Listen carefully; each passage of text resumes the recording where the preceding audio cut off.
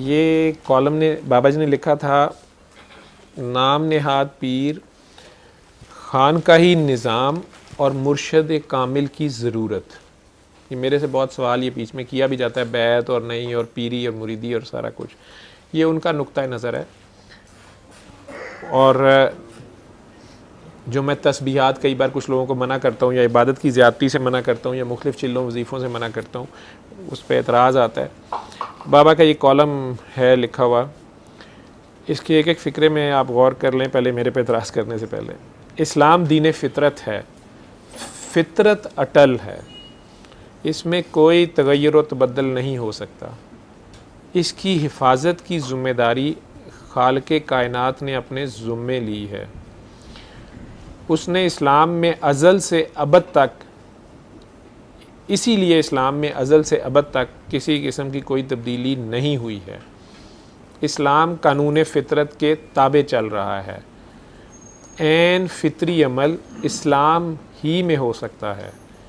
شریعت قانون فطرت ہے، اس پر عمل کرنا ہی طریقت ہے۔ حقیقت اور معرفت، عمل، ایمان اور نیت کا نچوڑ ہے۔ شریعت پر عمل ہی تصوف ہے۔ تصوف قرآن و حدیث کے عین مطابق ہوتا ہے۔ خیر اور شر ازل سے کائنات میں موجود ہیں۔ حضرت ابراہیم علیہ السلام کے ساتھ ساتھ نمرود، موسیٰ علیہ السلام کے ساتھ ساتھ فرعون، سرکار دو عالم صلی اللہ علیہ وسلم کے ساتھ ابو جہل، شر کی یہ قوتیں بھی ساتھ ساتھ موجود ہیں۔ اب بھی شر کی قوتیں موجود ہیں۔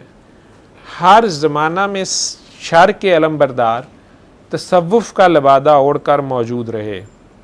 انہوں نے اپنے مفادات کی خاطر کئی بحروب بھرے، مخلوق خدا کو اپنے مفادات کے لیے توہم پرستی اور بدعتی بنا دیا، اپنی دکانداریاں چمکانے کے لیے بلند و باغ دعوے کیے، اور آج بھی پاکستان میں شر کی قوتیں اپنی دکانیں سجا کے بیٹھی ہیں۔ میرا مشاہدہ ہے کہ اپنے مالی مفادات کے لیے ہر تیسرے آدمی کو بتایا جاتا ہے کہ اس پر کالا علم کر دیا گیا ہے۔ ہر پانچویں علم کو بتایا جاتا ہے کہ اس کے جسم پر جنوں نے قبضہ کر لیا ہے۔ اسی طرح معاشرے میں توہم پرستی پھیلائی جا رہی ہے اور لوگوں کو نفسیاتی مریض بنایا جا رہا ہے۔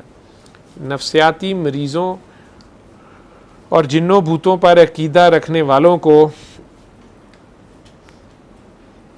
یہ لفظ مٹ گیا ہوا ہے، قائل کر دیا جاتا ہے کہ وہ واقعی ان میں گرفتار ہیں، اور وہ پھر معاشرے سے کٹ جاتے ہیں۔ حتیٰ کہ خاندانوں کو آپس میں لڑا دیا جاتا ہے، اور روحانی علاج کے نام پر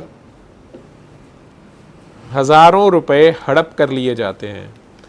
اس قسم کی نفسیاتی بیماریاں تیزی سے معاشرے میں جڑ پکڑ رہی ہیں، جو اسلامی تعلیم کے سراسر خلاف ہیں۔ آپ ان لوگوں کو اسلامی قوانین پر عمل کرنے کی ترغیب دیں تو وہ خوف زدہ ہو جاتے ہیں۔ یہ نام نہاد پیروں فقیروں سے ملنے کے بعد ان کے ذہنوں میں یہ بات اتنی پختہ کر دی جاتی ہے کہ وہ کسی بھی صورتحال میں اپنے خیالات کو بدلنے کی کوشش کو گناہ سمجھتے ہیں، ان کے دیے ہوئے تعویذ گنڈوں پر عمل کرتے ہیں، اور ان کو نظریں نیازیں پیش کرتے ہیں۔ ان کو کسی قسم کا کوئی فائدہ نہیں ہوتا، الٹا مالی پریشانیوں کا شکار ہو جاتے ہیں۔ نامور صوفیہ اکرام نے بر صغیر میں خانقاہی نظام کی بنیاد رکھی، اور انہوں نے عوام کو دینی تعلیم سے روشناس کیا، لہٰذا ان کو اور ان کے گروہوں کو اپنایا، اور اس گروہ بندی کے نتیجے میں یہ لفظ اصل میں کچھ خراب ہو گئے ہیں، یہاں سے گروہ نہیں ہے، ان کی اس مسلسل محنت کے نتیجے میں لاکھوں لوگ مسلمان ہوئے۔ بر صغیر میں 1200 سال تک اسلامی حکومتیں قائم رہیں۔ صوفیہ کرام اور علماء نے باطل کی قوتوں کا ڈٹ کر مقابلہ کیا، بدعت، غیر اسلامی رسومات کی حوصلہ شکنی کی، اور تحریک پاکستان کے دوران بھی علماء مشائخ صف اول میں کام کرتے رہے۔ پاکستان بنا دینے میں بھی انہوں نے اہم کردار ادا کیا۔ آج خانقاہی نظام بھی اپنا اصلی کردار ادا کرنے میں ناکام ہو گیا ہے اور اپنے اصل مشن سے ہٹ گیا ہے۔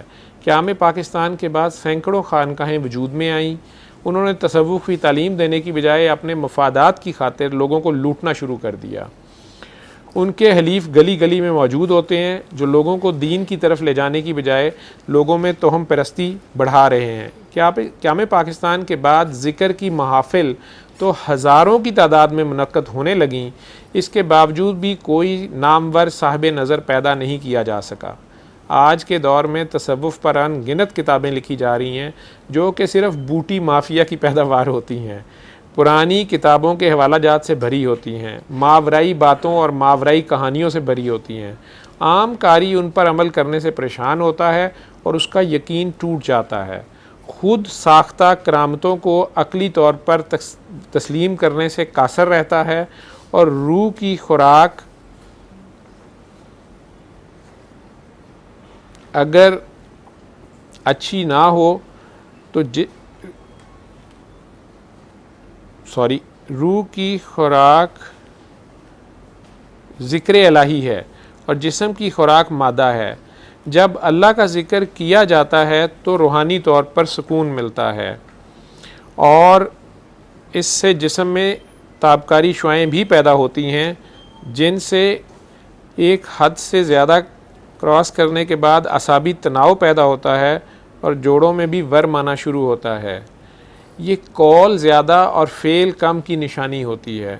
گردن میں کھچاؤ، دل میں درد، پورے جسم میں درد اور جسم میں ٹوٹ پھوٹ، انسان تنہائی پسند، خلوت نشین رہنا شروع ہو جاتا ہے، بلڈ پریشر ایک دم بڑھ جاتا ہے، ایک دم کم ہو جاتا ہے، بات بات پر لڑنے لگتا ہے، اپنے آپ کو دل کا مریض سمجھنا شروع کر دیتا ہے، بلکہ حتیٰ کہ ہارٹ اٹیک اور فالج وغیرہ بھی کر بیٹھتا ہے، دماغی توازن تک کھول دیتا ہے اور ریڑھ کی ہڈی میں شدید درد شروع ہو جاتا ہے، نیند نہیں آتی، پیاس بہت زیادہ لگتی ہے، ہاتھ پاؤں کی تلیاں جلنے لگتی ہیں اور سر بھاری رہتا ہے اور اس میں درد شروع ہو جاتا ہے، پنڈلیوں میں درد شروع ہو جاتا ہے، جسم پر سستی چھائی رہتی ہے، کام کرنے کو دل نہیں چاہتا، بیمار ہی اپنے آپ کو سمجھتا ہے اور ڈاکٹروں کے چکر کاٹنا شروع کرتا ہے۔ میں اس کو روحانی کیفیت کہتا ہوں۔ کیفیت، کیف سے، کیف، سرود و کیف، تو نشے کا کیف جب زیادہ چڑھتا ہے کیفیت وارد ہو جاتی ہے۔